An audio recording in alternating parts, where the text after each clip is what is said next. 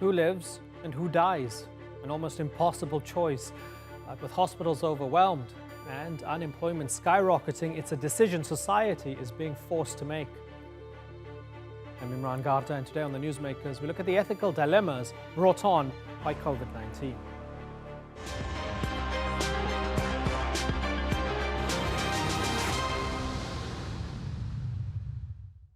The coronavirus has changed the world as we know it, and it's forcing us to make difficult decisions, and not just medical ones. With nations under lockdown, economies are crumbling, and millions could be staring starvation in the face. So, could the cure to COVID-19 turn out to do more damage than the disease itself? I posed that question to the influential and controversial Australian philosopher Peter Singer. His theories have earned him many critics who've called him everything from the world's most dangerous man to a baby killer. Officially, he's a professor of bioethics at Princeton University, and he has an interesting perspective on the ethical dilemmas we're facing during this pandemic. I began by asking him what he thinks brought about the coronavirus in the first place. Well, in terms of what brought about COVID-19, it's clear that it's human consumption of animals that has brought about this particular pandemic, as it's brought about previous pandemics, the SARS one, swine flu, and others. So the biggest ethical problem is, are we taking too much of a risk in doing that? Quite apart from other considerations like the impact on climate change of the livestock industries and health issues, and of course the treatment of animals, the fact that this particular COVID-19 virus emerged from the wet markets, as they're called in Wuhan in China, where live animals were crowded together in cages, including wild animals, ideal conditions for spreading the virus between different species, including ultimately, of course, spreading to humans. And I think we really need to put a stop to those wet markets at least, and we need to think also about the general practice of intensively farming animals, which has given rise to other pandemics and epidemics as well. There's been some pushback in recent weeks where people are saying, well, of course, you're a vegan. You're going to say this now. We're in the midst of a global pandemic. Now's not the time for you to shoehorn your agenda into us trying to deal with something that affects all of us, whether we eat meat or not. Are you partial to that? Well, of course, it's true that I am vegan and that I don't think that the way we treat animals is ethically acceptable in itself. Excuse me. But I'm not the only one to say that these wet markets have to stop. People like Dr. Anthony Fauci, the leading authority on infectious diseases in the United States, has also been saying these wet markets should stop. And many other people in the health field are saying that. So to my view, it adds another reason. I was convinced that the case against treatment of animals and eating animals and the effect on the climate was already overwhelming. But this adds another reason that people can now see just how dangerous these practices are. Once we found a way of beating or managing this virus, do you think that those in power will listen? And that people, from those who are most powerful to those on an everyday level, do you think that they'd be willing to take on these changes? It's hard to say. I mean, one thing that's really interesting about this is that most people have been willing to take on very extreme changes in terms of the lockdown, in terms of staying in their house, not working, not having the social contact with others. And they've accepted that in order to avoid the risk of the virus. So I don't know, maybe when it passes, then people will just relax and they'll say it won't happen again. But, this is not the first time that it's happened. And perhaps it will take another pandemic and a few years later, and then people will say, well, we have to get to the origins of this and really shut it down, because otherwise this is going to keep happening, and the consequences for our economy are catastrophic. Yeah, away from the consumption of animals and the wet markets and so on, there is this tension between lockdowns and saving lives while possibly impoverishing people, and on the other hand, opening up, rolling the dice a little bit, accepting that a lot of people might die, but that a lot of people won't starve to death, won't lose their livelihoods. Is that an ethical dilemma? And if it is, where do you stand on this? That's a very big ethical dilemma, yes. And it's a difficult one because we are trying to compare rather different things. We're trying to compare an increased number of deaths against um, great restrictions on our lives, and that has caused widespread unemployment. And although maybe that's something that people can survive in more affluent countries, when it causes unemployment in uh, countries with lower income, in India is an example, of course, with hundreds of millions of people with very low income, and many of them have been made unemployed, and they don't have the kind of social security or stimulus package fallbacks that people have in more affluent countries. So I think the consequences are very, very serious. Mm. So I think we have to take that into account, and we have to try to somehow get a common unit of comparison, which I think is really the uh, satisfaction that people have with their lives and the choices that people make, and somehow to balance them against the fact that, yes, it's likely that there will be more deaths if we open up the economy sooner rather than later. And as you insinuate, it differs from country to country. It seems as if we don't know how to have this conversation. So there seems to be two different appeals to emotion here. On the one hand, you have people saying, well, you're a heartless pig. How dare you support the killing of people by opening up the economy? And on the other hand, you have people saying, well, you're a heartless pig. How dare you sit there while gainfully employed with your job protected, making your stupid TikTok videos from your apartment and telling everybody to stay at home, right? I need to feed my kids. I'm going to lose my job. I'm going to lose my house, and so on. So people aren't really having a proper conversation about that. How do we actually wiggle ourselves out of that and have a proper ethical discussion about it that's mature and might actually help all of us? Well, that is the question. So I think there are some things that we can say about that, and that is we shouldn't simply be talking about the numbers of deaths. I think it is relevant to talk about who is dying. And it is true that overwhelmingly these are either older people, 75 plus, or they are people with underlying diseases. And I think instead of talking about the number of deaths, it would make more sense if we talked about the numbers of years of life lost. Because when a person who is 80 years old, and I pick that figure of 80 because I just looked at the statistics here in Australia, and that's the median age that people have died from coronavirus in Australia. And I looked at figures from Italy a little while ago, and it was 79, so very similar. So how many years of life have been lost when a 79-year-old dies? Obviously, far fewer than when a 40 or 50-year-old dies. So I think that's relevant. And another way of looking at it would be to say like this. So suppose that somebody is 80 and they are told that they can be treated and they can live, but their grandson is going to lose his job, with all the hardship that that might mean for your grandson's family. Now, I think many grandparents would say, I don't want that to happen. I really care about my grandchildren. And if they're going to go through a very tough time, which maybe will have long-term consequences for them and their families, I don't want to live another, whatever it might be, 2, 3, 5 years, so that, at the cost of making them so much worse off than they otherwise would be. It's an uncomfortable discussion, isn't it? Well, it's an uncomfortable discussion, I think, actually, particularly for outsiders. I feel somewhat more comfortable saying these things because I am in the higher risk group. I'm over 70 years. And so, by the standards that I'm adopting, I think I ought not to be the one who is saved necessarily at the great cost of many younger people. Now, when younger people say that, of course, it's much more uncomfortable because they're saying, "Oh, you older people, we don't care about you. You can go away and die."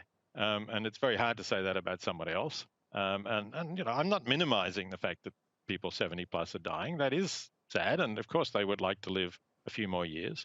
But that's what you have to weigh against the very serious consequences to the economy if the lockdowns continue for a long time and many there are many bankruptcies, many businesses, just don't exist anymore. I, for one, do wish that you do live for many more years. Um, Thank you. and given that you've been around for a while, and as you mentioned, you're 70 plus, a lot of people have wondered, is this really the game changer that we think it is? Has the world really fundamentally changed? Are we living in one of these greater than generational moments, those once in a century moments? Is this it? You've been around for longer than I have. Is it as big and as bad as it seems? I can't really be sure. That's a prediction. What will it be like afterwards?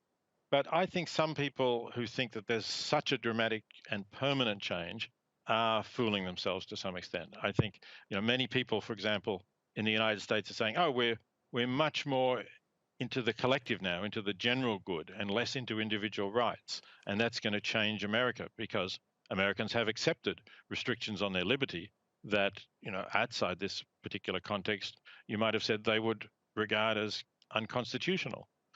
But although they may accept them now in the crisis, I think that once it's passed, the forces that promote individualism and consumerism in a society like the United States are still going to be there. They might be harmed for a while, but I think they're going to recover. And it would take an enormous effort to try to retain the community spirit that people have seen in many countries during the virus after the virus is over. That was philosopher Peter Singer there. It was great to talk to him. Now, I think it's safe to say we're all looking forward to a time when COVID-19 has been brought under control and we can return to some form of normal life. But what will the world look like after this pandemic? Well, to discuss that, let's go to Singapore, where I'm joined by former diplomat Kishore Mahbubani. He's a distinguished fellow at the National University of Singapore's Asia Research Institute, and geopolitical strategist Parag Khanna. He's the author of The Future is Asian. Gentlemen, pleasure having you on the program. Kishore Mahbubani, has COVID-19 had a profound impact on our globalized world, or should we be cautious in thinking that it's as massive as we think it is, as Peter Singer says? Yeah, I agree. I think we should be cautious. We are still in the middle of the battle against COVID-19. We still don't know how long it will be, whether or not we'll find a vaccine, whether or not we'll find a cure. And we are, as you know, when you're in the thick of a battle, you're surrounded by the fog of war. So I won't rush to make judgments. But at the same time, as you know, I've also written to say that it is actually quite striking that in some critical areas, it is clear that whereas in the past it would have been United States or Europe that would have been far more successful in dealing with a crisis like this time around you can see very clearly that the East Asian states, whether it's South Korea, China, Vietnam, have all done very well in managing this crisis. By contrast, the United States, Italy, Spain, Belgium, they're struggling. So something this crisis is also indicating that maybe there's a shift of competence in management of major problems that is shifting to Asia.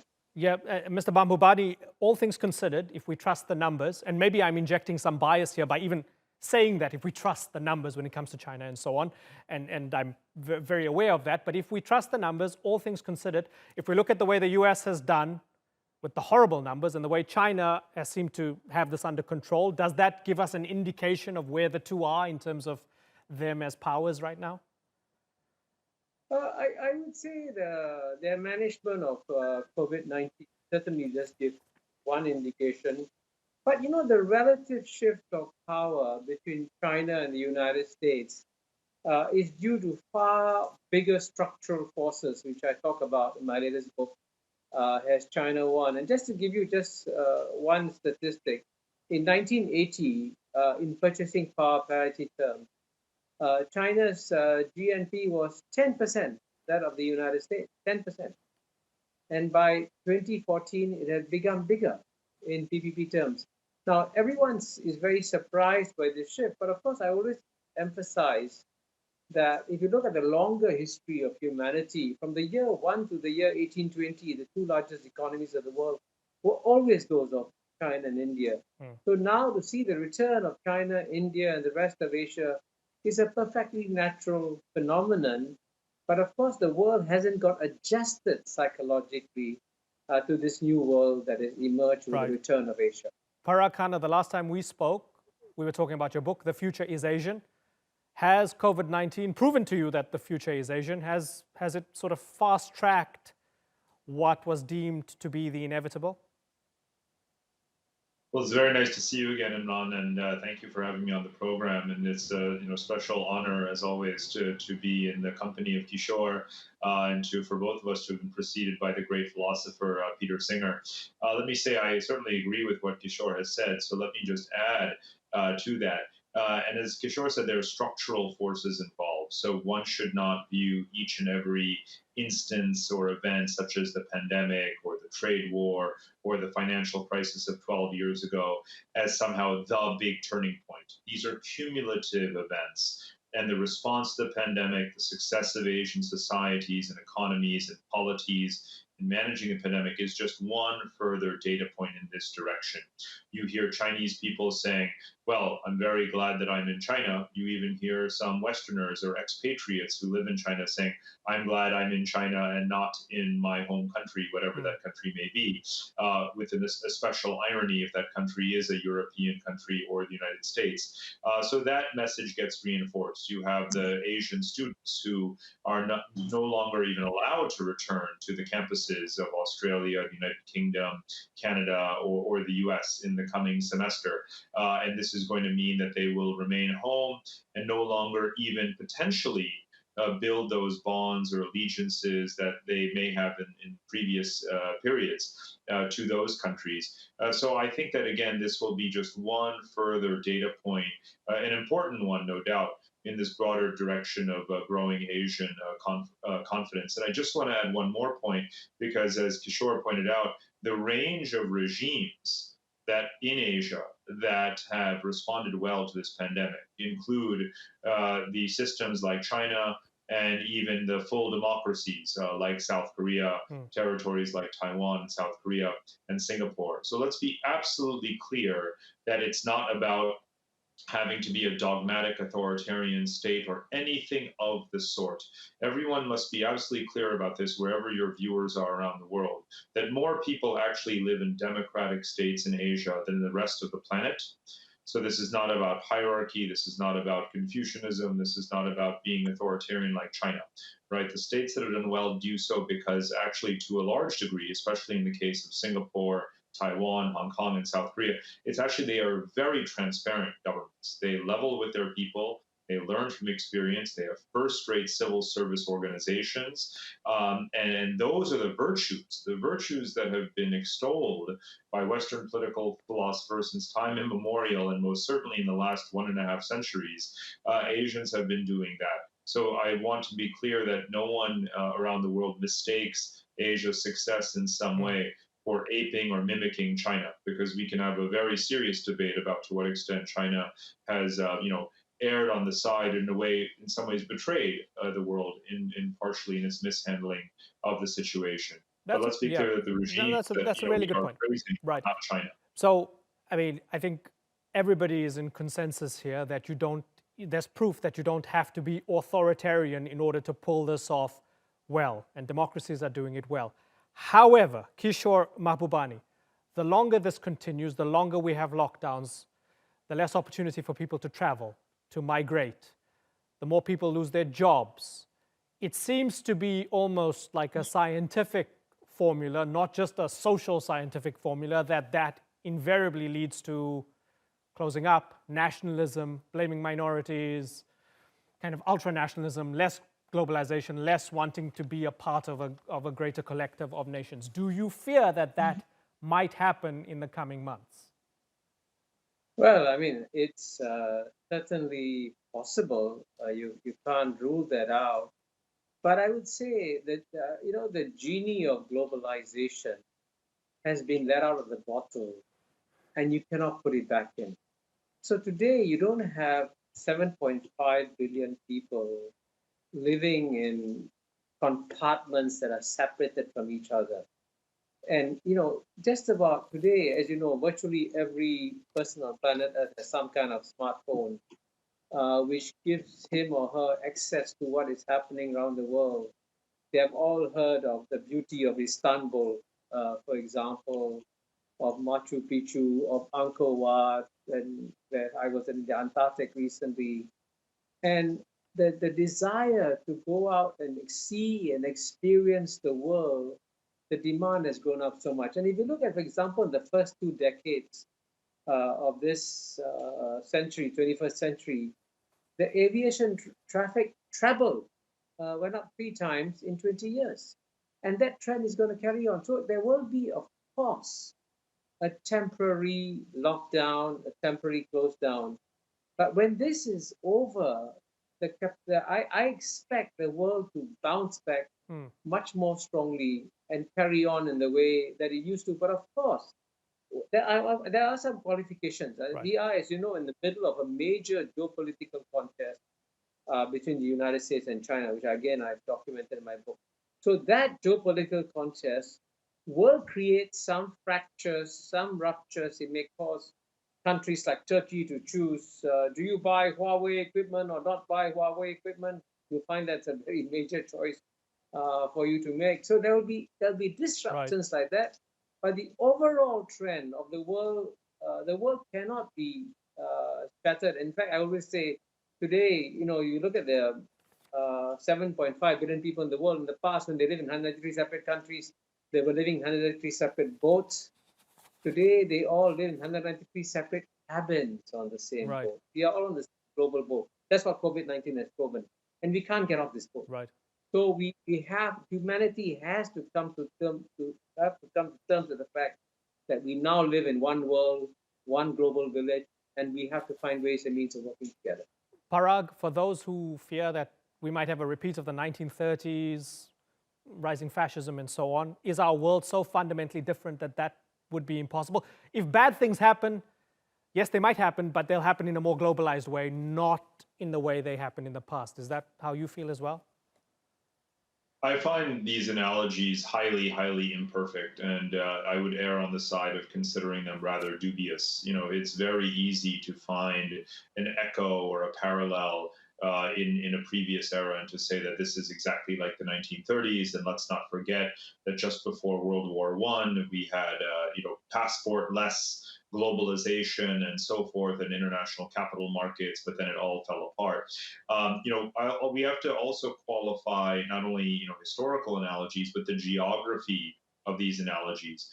Europe does not represent the world. Europe represents a very small fraction of the world population. So let's be clear that when we talk about walls and borders and protectionism and nationalism and rivalries and violence and so forth, that doesn't describe everything. I can't even count the number of times in the last 10 years I read an article saying walls and borders are going up everywhere. Look at Brexit and look at Serbia and Hungary. I'm sorry, but that's not the world, right? In that same period of time, every single Asian country was bringing down walls and borders, promoting internal trade integration. 4.5 billion people were getting more connected to each other, having more visa-free travel, decreasing the travel restrictions to each other's countries, and so on and so forth. So if we want to talk about the world, let's actually use, truly global metaphors, if you will. And so we'll go back to Kishore's point. The world is thoroughly connected. And just because the degree to which we utilize that connectivity, which is known as globalization, that may wax and wane. No one is flying right now. No one is migrating right now. But the capacity to do so, which is our degree of connectivity, is ever, ever relentlessly expanding. So it is very interesting, the point you make about migration. It's an unprecedented moment we are in. To have migration at absolutely zero is a uniquely artificially imposed circumstance that we are doing right now to ourselves, voluntarily, if you will. And this is itself an extraordinary act of global coordination, which is itself an embodiment of globalization. Let's not forget. But one day there will be a vaccine, this pandemic will lift, borders will gradually reopen in a controlled fashion, and it will be absolutely fascinating to see what the next wave of re-globalization looks like. And amongst other things, that will include people moving, people saying that, well, it may be well and good that Italy has has a protectionist and xenophobic and nationalist government, but I want you to find me 10 Italians who actually want to stay in Italy after the way they Right. handled this pandemic. I want you to Right. find me 5 Hungarians who think that their country is actually, in a golden age right now. It's utter nonsense. And it's the ultimate paradox of the nationalism that you see in many Western societies today is that more or less there's an inverse correlation between how nationalistic they are and to what extent their citizens actually want to stay in their own countries. So let's please bear this in mind when we talk about nationalism moving forward and contrast it with migration. The greatest emigration is from the most nationalistic countries to a large degree. Well, that was fantastic. Parag and Kishore, I'm only upset and annoyed that I have to end this because I have to move on. But it's been a pleasure having you all on the Newsmakers. Thank you very much for joining us. Parag Khanna and Kishore Mahbubani, and earlier Peter Singer as well. You're most welcome to join us again sometime soon on the Newsmakers. And thank you very much for watching. We'll see you next time. Bye-bye.